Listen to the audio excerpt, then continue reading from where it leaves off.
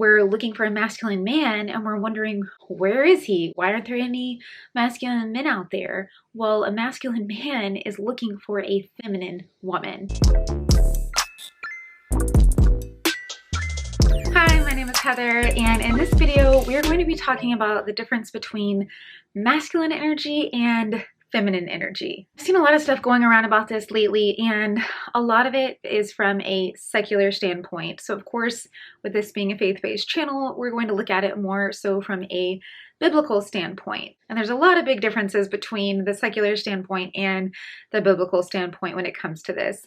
For instance, when you hear about divine femininity, it's usually actually the opposite of feminine energy. It has to do with power and exerting your sexuality, things like that. Whereas biblical femininity comes from a place of resting. So the concepts of masculine versus feminine energy are talked about all the time in secular culture as well as Christian culture. But from a Christian perspective, they're concepts that help us describe the different ways that God has created us to express our different God-given talents. In general, men are created to have more masculine energy and women are created to have more feminine energy. But that doesn't mean that the two don't overlap and that we don't use both of them at different times. But generally speaking, we feel the best when we are operating in our feminine energy as a woman or our masculine energy as a man. And the two were designed not to oppose each other, but rather to complement each other.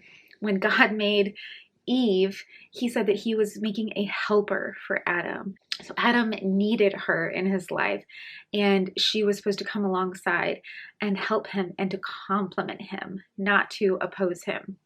Feminine energy is often associated with qualities such as nurturing, receptive, compassionate, intuitive, creative, relationship-oriented, emotional, whereas masculine energy is often associated with qualities such as leadership, strength, action, logic, rationality, planning, goal-oriented. So it's important to note that these are just generalities, and not every man or woman is going to specifically fit neatly into either one of these boxes. Like I said, they are going to overlap. And obviously as a woman, you can still be goal-oriented, you can build a business, and you can climb the ladder at work, but those are still going to be masculine qualities. And as a man, you can still be nurturing, and you can still be compassionate, and you can still be emotional, but those are feminine qualities, generally speaking. So like I said, in the Christian context, masculine and feminine energies are designed to be complementary, not in opposition to each other. And that's why I decided to do this video, because I think it's really important that we as women, especially if you are looking for a masculine spouse, that you learn to get back in touch with your feminine energy, because especially in today's culture, I think that a lot of us have lost that. And then we're looking for a masculine man and we're wondering, where is he? Why aren't there any masculine men out there? Well, a masculine man is looking for a feminine woman. So we'll get more into that later. This is just a little prequel to some videos that I have to come that will talk more about that. But back to the complementary. It's just like two halves of a battery that come together and create electricity. It's the same when a man and a woman come together with their feminine energy and their masculine energy, and it creates a life-giving and powerful force. So some examples of how this could look in a marriage. A wife may express her feminine energy by being a loving and supportive partner to her spouse and nurturing her children. She may express her creative side by decorating the home and planning family activities. A husband may express his masculine energy by providing for the family, protecting them from harm, and his leadership by making decisions for the family and setting a good example for his children. So those are just some examples. And like I said, there's going to be some overlap. Just because you have a career and goals does not mean that you are not feminine.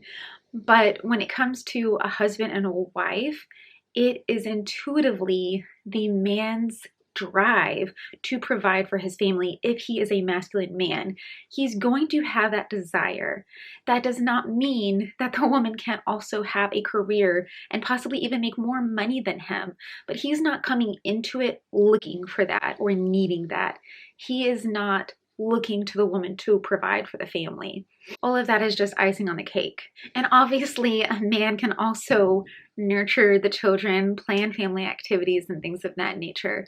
But those are typically a wife's natural inclination with her family, is to be that nurturer and to be that creative energy. When we step too far out of our natural feminine energy and into the masculine, we usually get to a place where we are pursuing, where we are trying to control things, where we are manipulating things rather than resting and embracing and flowing and allowing ourselves to be. When you truly are in your feminine energy, and the man you are looking for, that masculine man who is going to be a leader and who's going to be a pursuer, is going to recognize that in you. And you aren't going to have to pursue him. You aren't going to have to go out of your way. You aren't going to have to convince him.